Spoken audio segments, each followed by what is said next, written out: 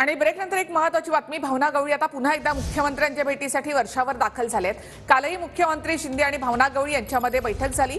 यवतमाळ वाशिम लोकसभेचा उमेदवार अद्यापही जाहीर करण्यात आला नाही। भावना गवळी यासाठी इच्छुक आहेत, मात्र अद्याप या मतदारसंघाचा निर्णय झालेला नाही। थेट माहितीसाठी आपण जाऊयात आमचे प्रतिनिधी गिरीश गायकवाड यांच्याकडे। गिरीश, भावना गवळी आजही वर्षावर आलेले आहेत मुख्यमंत्र्यांची भेट घेण्यासाठी। अजूनही यवतमाळ वाशिमचा उमेदवार जाहीर करण्यात आलेला नाही।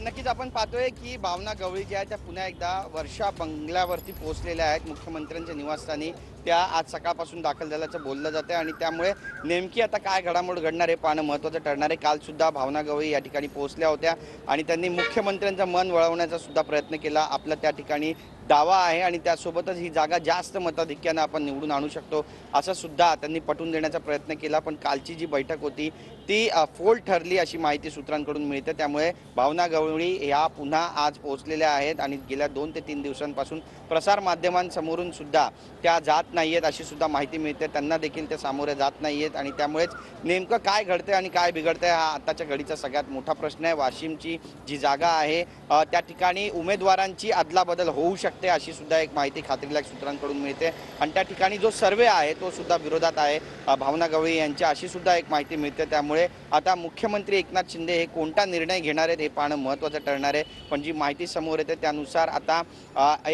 आज किंवा उद्या सकाळपर्यंत वाशिमच्या जागेचा जो तिढा आहे तो सुटेल अशी माहिती मिळते आणि त्यामुळे भावना गवळी यांची त्या ठिकाणी वर्णी लागणार आहे का हे पाहणं महत्त्वाचं ठरणार आहे।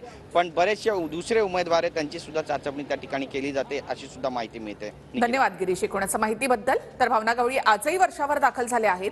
यवतमाळ वाशिम याचा तिढा अद्यापही कायम आहे।